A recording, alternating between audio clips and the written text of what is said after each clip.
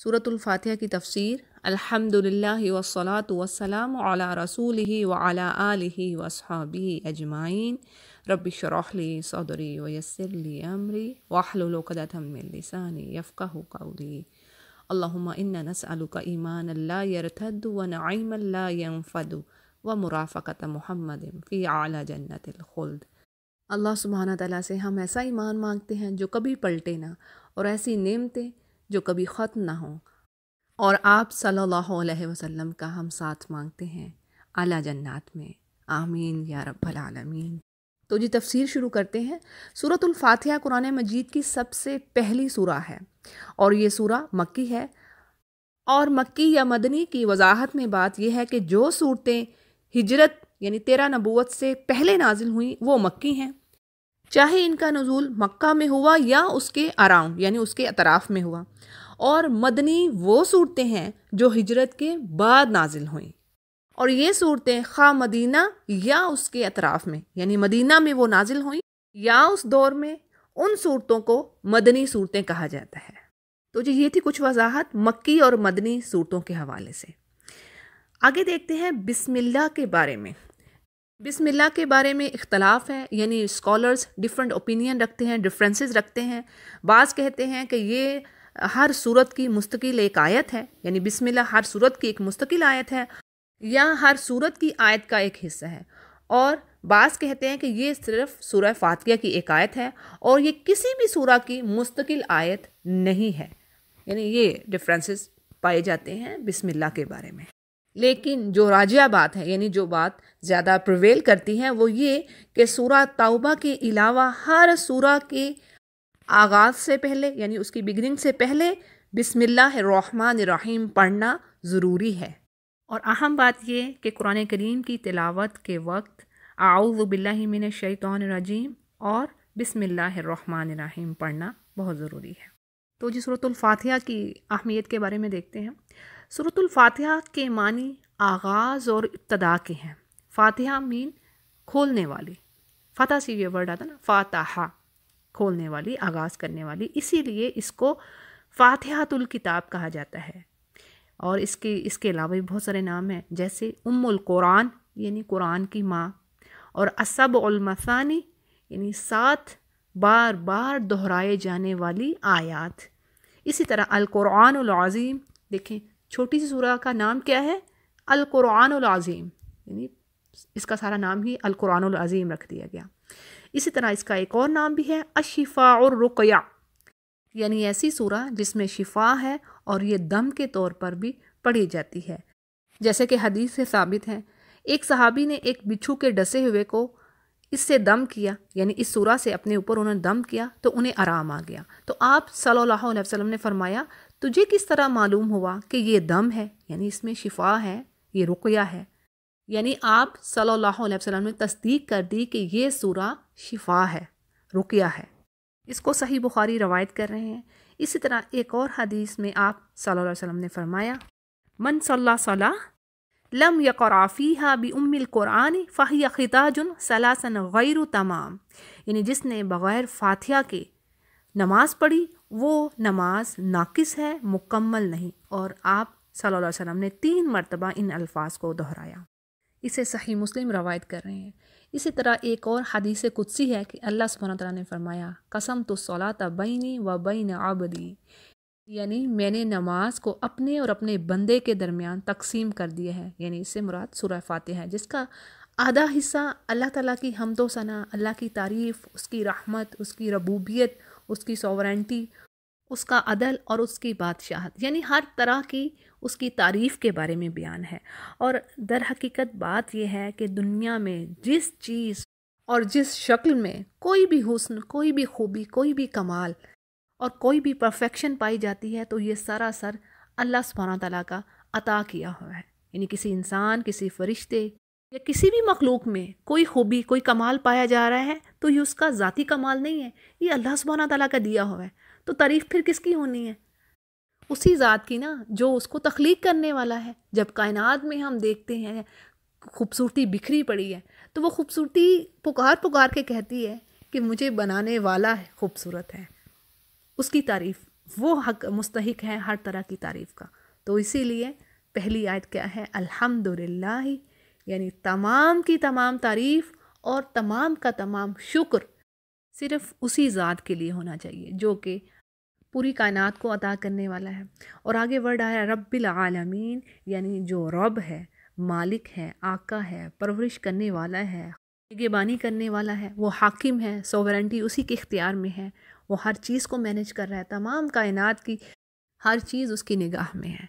اور اسی طرح سورہ ہود میں اللہ سبحانہ وتعالیٰ فرماتے ہیں وَمَا مِن دَابَّةٍ فِي الْأَرْضِ إِلَّا عَلَى اللَّهِ رِزْقُهَا وَيَعْلَمُ مُسْتَقَرَّهَا وَمُسْتَوْدَعَهَا كُلٌّ فِي كِتَابٍ مُبِينٍ، یعنی زمین پر کوئی جانور انکلوڈنگ انسان کو بھی جانور ہی کہا گیا ہے، تو کوئی جانور ایسا نہیں جس کے رزق کا ذمہ، اس کی پروویژن کی رسپانسبلٹی اللہ کے ذمے ہے، اور وہ ان کے ٹھہرنے کی جگہ اور ان کے لوٹنے کی جگہ، یعنی ان کے آنے کا وقت دنیا میں اور ان کے جانے کا وقت اسے خوب معلوم ہے۔ اور اللہ نے فرما تو دیا کلٌ فی کتاب مبین، یعنی ہر شے، ہر چیز آلریڈی لکھی ہوئی ہے۔ جیسے سورۃ الحدید میں بھی ہم پڑھتے ہیں ما اصاب من مصیبۃ فی الارض ولا فی انفسکم الا فی کتاب من قبل ان نبرأها، یعنی اس زمین پر یا تمہاری جانوں پر کوئی بھی مشکل آ پڑی تو یہ پہلے سے لکھی ہوئی ہے، اس سے پہلے کہ تمہارے تک یہ پہنچتی۔ ان ذالک علی اللہ یسیر، اور یہ اللہ پر آسان ہے۔ یعنی مختصر بات یہ کہ وہ خوب جانتا ہے کسی نفس کے بارے میں اس کے زمین پر آنے سے پہلے کہ یہ نفس کتنی دیر اس زمین پر رہے گی اور کب اللہ کی طرف واپس لوٹے گی، اور جہنمی ہوگی یا جنتی۔ تو بات یہ ہے کہ یہ بات اللہ کے لیے آسان ہے۔ کلٌ فی کتاب مبین، یعنی ہر چیز واضح لکھی ہوئی ہے، طے شدہ ہے، اور اس کے علم اور مرضی کے بغیر کوئی پتا بھی زمین پر نہیں گرتا۔ تو جی ورڈ رب کیا ہے؟ اللہ تعالیٰ کے اسماء حسنہ میں سے ایک اسم ہے، اور اس کے معنی ہے آقا، مالک، پرورش کرنے والا، کائنات کا انتظام چلانے والا، اور تمام مخلوقات کی ضروریات کو پرووائڈ کرنے والا، اور تمام مخلوقات کے مجموعے کو عالم کہا جاتا ہے۔ اگلی آیت دیکھتے ہیں الرحمن الرحیم۔ الرحمن کے ورڈ میں مبالغے کا صیغہ ہے جس میں کثرت اور دوام کا مفہوم پایا جاتا ہے، یعنی اسٹیبلٹی اور ابینڈنس، کثرت کسی چیز کی، شدت، اور اس کو یوں سمجھے کہ رحمان کی رحمت ٹھاٹھے مارتے ہوئے سمندر کی مانند ہے، اور اس کا جوش و خروش کبھی کم نہیں ہوتا، یعنی ایسی رحمت جو نہ کم ہو نہ ختم ہو، یعنی ہمیشہ اپنے جوش میں ہی رہے۔ اسی طرح دوسرا ورڈ رحیم تو یہ سیم اسی روٹ ورڈ سے رہا ہے، را ہا میم سے، لیکن اب اس میں تھوڑا سا فرق کیا آئے گا کہ اس میں پرسسٹنس پائی جائے گی، یعنی کسی چیز کا دائمی ہونا، کبھی رکنا ہی نہ۔ جیسے ہم عام مثال سے سمجھتے ہیں، آپ دیکھیں انسانی جذبے جو ہوتے ہیں، جو ایموشنز ہیں، ان میں اسٹیبلٹی نہیں پائی جاتی۔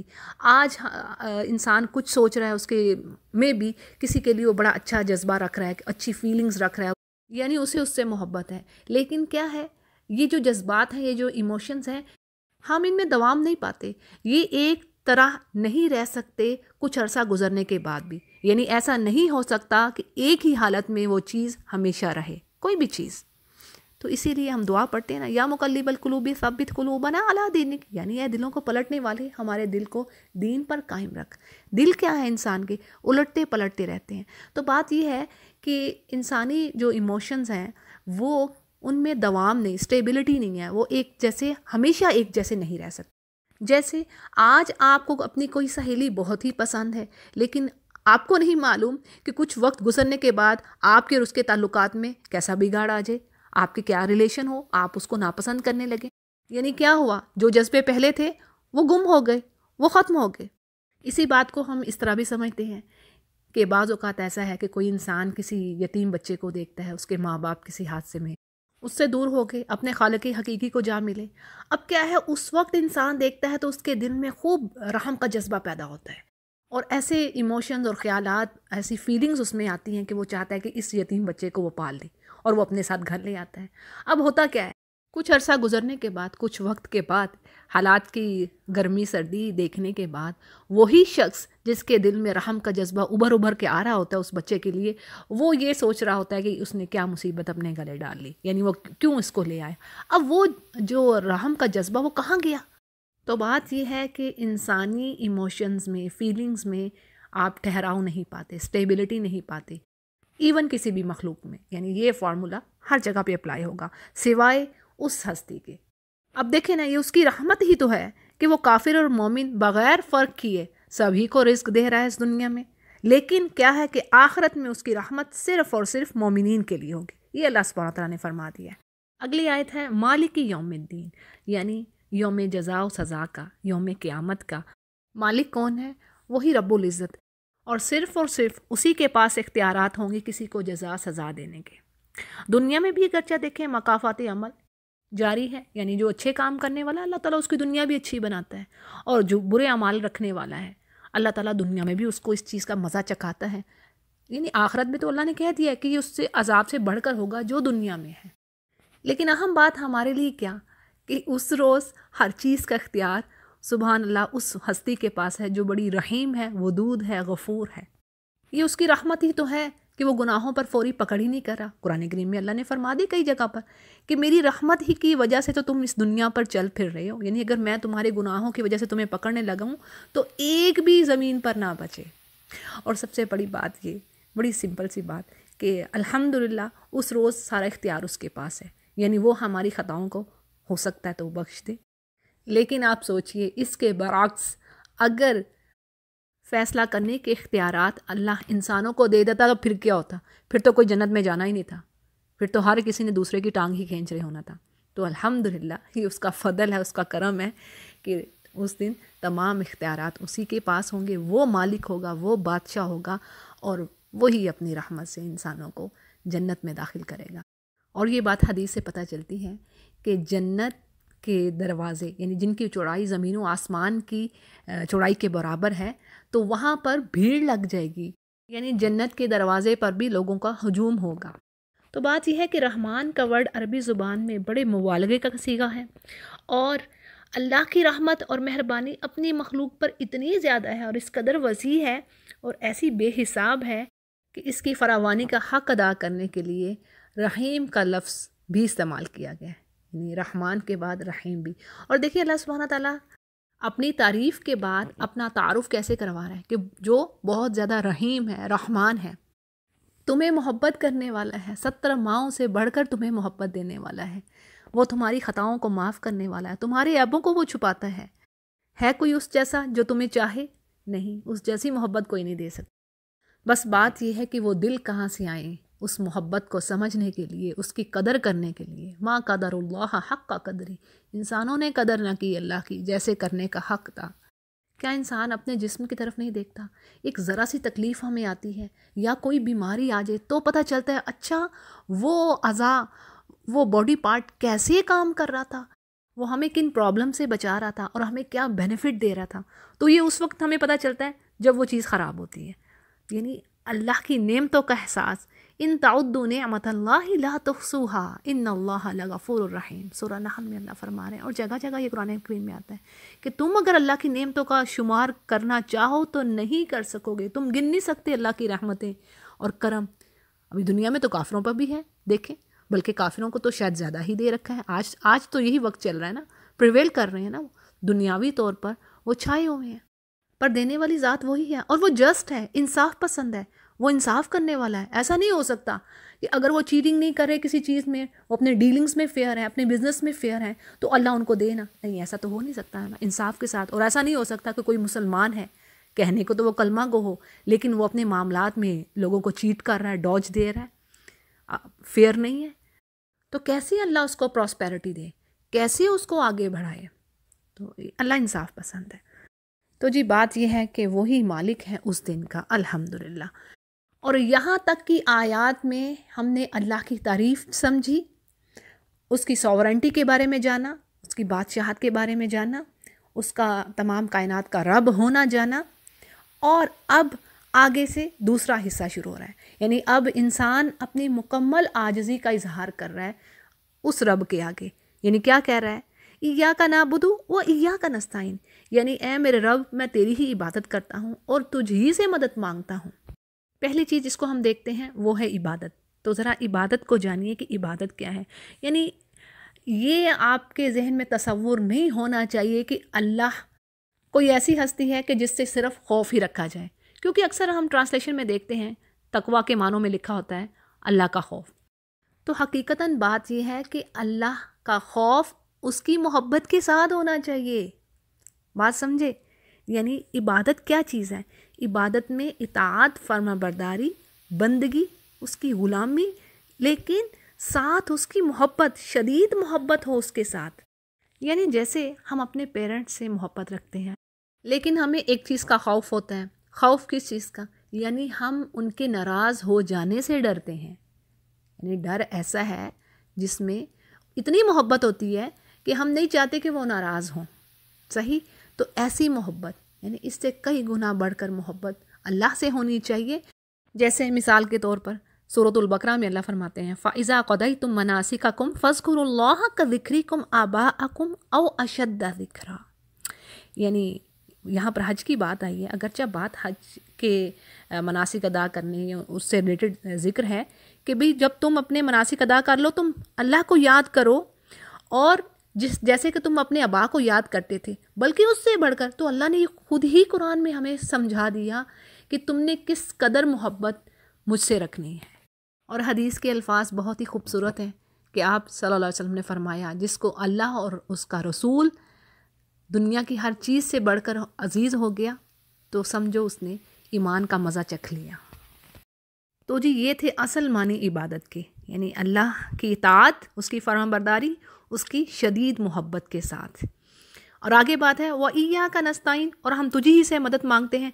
یعنی ہم کیا کہہ رہے ہیں کہ یا رب تیرے ساتھ ہمارا تعلق صرف عبادت تک ہی محدود نہیں، بلکہ ہمیں زندگی کے ہر موڑ پر جو رہنمائی، جو مدد درکار ہے وہ تجھی سے تو ہے، وہ اس کے لیے ہم تیری طرف ہی تو رجوع کرتے ہیں۔ یعنی تو ہی تو ساری کائنات کا رب ہے، اور ساری طاقتیں تو تیرے ہاتھ میں ہیں، اور ساری نعمتوں کا تو اکیلا ہی مالک ہے، اور تو ہی تو ہے اپنے بندوں کی ہر طرح کی ضروریات کو پورا کرنے والا۔ تو یا رب ہم تیری طرف ہی بڑھتے ہیں، تیرے آگے ہی ہمارا ہاتھ پھیلتا ہے، تیرے آگے ہی ہم اپنی جھولی پھیلاتے ہیں، اور تیری ہی مدد پر ہمارا اعتماد اور ہم توکل کرتے ہیں، یعنی تجھی پر ہم ٹرسٹ کرتے ہیں۔ تو یہ ہیں چند باتیں جو نستعین کے ورڈ کو ڈسکرائب کر رہی ہیں۔ اب دیکھیں سوچنے کی بات یہ ہے کہ کیا ہم اسی طرح کر رہے ہیں جو اللہ ہم سے چاہتا ہے؟ یعنی اللہ نے فرمایا کہ تم میری عبادت کرو اور مجھے سے مدد مانگو، یہ اللہ فرما رہے ہیں نا کہ یہ طریقہ کار تم نے کرنا ہے۔ ایاک نستعین، ہمارا کیا حال ہے؟ کوئی پریشانی آئی، کوئی دنیا کی ضرورت آن پڑی ہم پر، کوئی مشکلات ہم فیس کر رہے ہیں، تو کیا ہے کہ ہماری توجہ فوراً دنیا کے اسباب کی طرف ہوتی ہے، یعنی یا کسی نہ کسی انسان کی طرف کہ کوئی ہے ہمارا مشکل کشا، ہماری مشکل کو دور کر دے، یا ہمارے کسی کام کے ہونے میں ہمارے لیے آسانی پرووائڈ کر دے۔ تو بات یہ ہے کہ اگرچہ یہ باتیں بھی اسلام کے منافی نہیں ہیں، جیسے ہمارا دین ہمیں ایک دوسرے کی مدد کرنے پر، ایک دوسرے کے لیے احسار، قربانی، ہمدردی کا جذبہ رکھنے پر اکساتا ہے، ہمیں یہی ٹیچنگ دی جاتی ہیں۔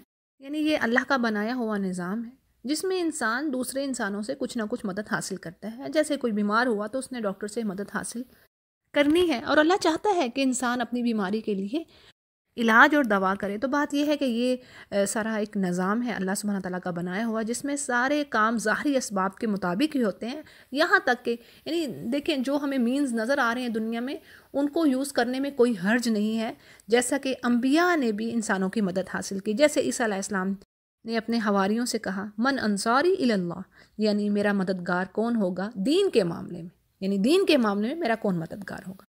اسی طرح مومنوں کو بھی اللہ سبحانہ تعالیٰ نے یہ ہدایت کی ہے، جیسے سورۃ المائدہ کی آیت نمبر 2 میں بات آتی ہے تعاونوا علی البر والتقوی، یعنی اے مومنوں نیکی اور تقوی کے کاموں پر ایک دوسرے کی مدد کرو۔ تو بات یہ ہے کہ اس طرح کی مدد اور تعاون، کوآپریشن یہ ممنوع نہیں ہے، بلکہ انہی چند پرنسپلز، بہترین اصولوں پر، اچھے اخلاق پر، احسار، ہمدردی کے جذبات پر، ایک دوسرے کے لیے سیکریفائس کرنا، ایک دوسرے کا خیال کرنا، انہی اصولوں پر بہترین سوسائٹی بیس کرتی ہے، یعنی انہی اصولوں پر ایک خوبصورت معاشرہ بنتا ہے۔ تو لیکن اس کے دوسری طرف یعنی اس کے برعکس معاملہ کیا ہے کہ جب کوئی شخص کسی ایسے شخص سے مدد طلب کر رہا ہے جو کہ ظاہری اسباب کے لحاظ سے اس کی کوئی مدد نہیں کر سکتا، یعنی اس کے پاس کوئی ایسے مینز نہیں ہے کہ وہ آپ کی کسی قسم کی مدد کر سکے، جیسے کسی فوت شدہ شخص کو مدد کے لیے پکارنا اور یہ سمجھنا، یعنی یہ عقیدہ رکھنا کہ یہ میری مشکلیں دور کرے گا اور یہ میرے کام بنائے گا، یعنی دنیا کے میرے کام بنانے والا یہ شخص ہے جو کہ قبر میں پڑا ہوا ہے، اور جن کے بارے میں اللہ سبحانہ وتعالیٰ فرماتے ہیں کہ مردہ کو آپ کچھ سنا نہیں سکتے. تو یہ ہے شرک.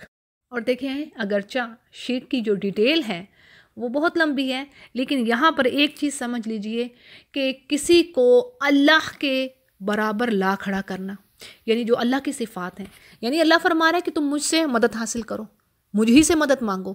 تو ہم یہ سوچیں کہ کوئی ایسا شخص یا کوئی ایسی ہستی جو کہ اس کے پاس کوئی ظاہری مینز نہیں ہے، کوئی کچھ نہیں ہے، لیکن ہم کیا بلیو رکھ رہے ہیں کہ یہ ہمیں سب کچھ عطا کرے گا.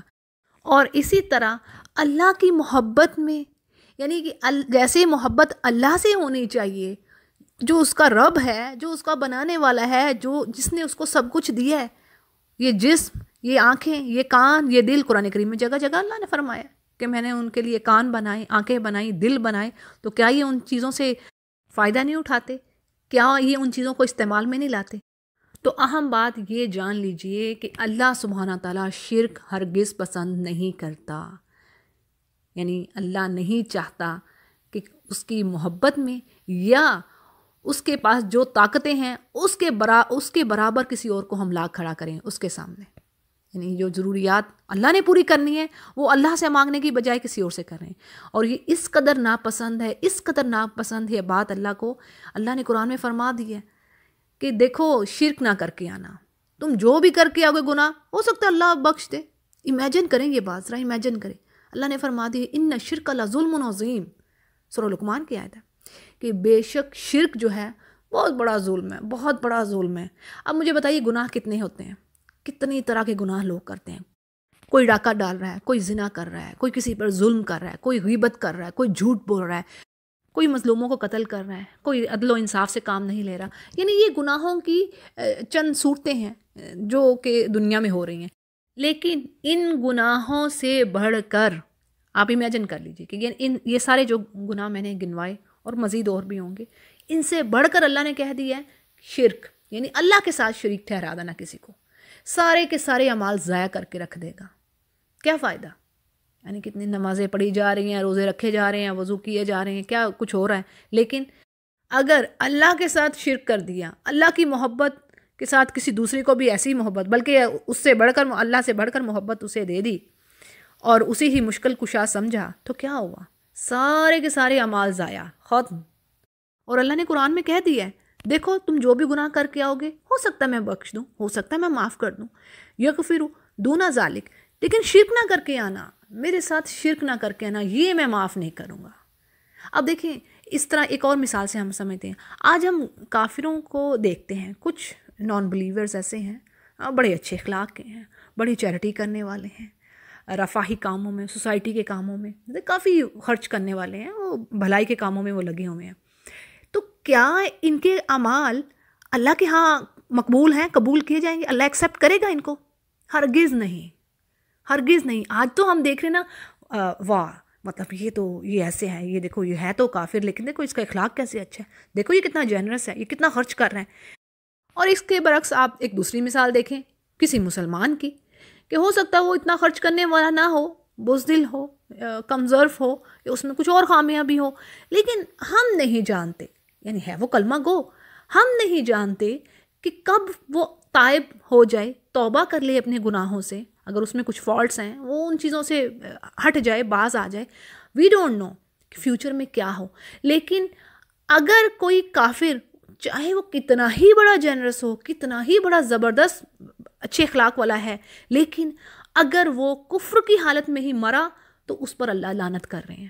سورۃ البقرہ میں اللہ نے فرما دیا نا، ان الذین کفروا وماتوا وهم کفار، بے شک وہ لوگ جنہوں نے کفر کیا اور وہ کفر کی حالت میں ہی مر گئے، اولئک علیہم لعنت اللہ والملائکۃ والناس اجمعین، تو ان پر نہ صرف اللہ کی لعنت، یعنی اللہ کی لعنت تو ہے ہی، ساتھ ساتھ فرشتوں کی بھی، تمام فرشتوں کی بھی لعنت ان پر، اور تمام والناس اجمعین، تمام لوگوں کی لعنت ان پر جو کہ کافر حالت میں ہی مر گئے. تو جی یہ ہے اصل حقیقت اللہ کا بندہ بننے کی اور اللہ کے ساتھ شرک کرنے کی. یہ جو وضاحت میں نے آپ کے آگے رکھ دی کہ بات یہ ہے اللہ کو مطلوب کیا ہے، خالص اس کی بندگی، خالص اس سے محبت اور اس کی عبادت، یہ اس کو مطلوب ہے، یہ چاہیے اسے. دیکھیں عبادت کرنے کے لیے دیکھیں وہی بات ہے کہ فرشتے تو کئی موجود، جو کہ ان کے پاس کوئی فری ول بھی نہیں ہے، لیکن انسانوں کو اللہ نے اختیار دے دیا، 2 راستے دکھا دیے، ٹھیک ہے دیکھو یہ راستہ میری طرف آنے والا، یہ راستہ دوسری طرف، اور اللہ نے کہہ دیا کہ بات یہ ہے کہ جو کلمہ طیبہ ہے نا، لا الہ الا اللہ، اس کو چھوٹا نہ جانیے، اس کو ہلکا نہ سمجھیے، تو اور شرک سے پناہ مانگیے۔ ایون ایک شیخ کا کہنا ہے کہ اس دعا کو واجب کر لیں اپنے اوپر۔ کون سی دعا؟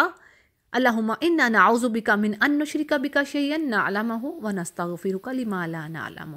اس دعا کو واجب کر لیں، یعنی ہر نماز میں آپ دن کے اوقات میں آپ اس دعا کو دہراتے رہیں کہ اللہ مجھے شرک سے بچا، کیونکہ آپ صلی اللہ علیہ وسلم نے فرما دی ہے، ایسی دل دہلا دینے والی حدیث ہے کہ اس میں آپ نے فرمایا کہ ہر کوئی شرک کرے گا، اور شرک کی مثال ایسی، یعنی ایسا خفیہ شرک ہوگا کہ کسی کو معلوم ہی بھی نہیں ہوگا اور وہ شرک کر رہا ہوگا۔ جیسے آپ صلی اللہ علیہ وسلم نے فرمایا کہ کالی سیاہ رات میں کالا پتھر اور کالے پتھر پر کالی چونٹی، تو بھلا وہ نظر آئے گی؟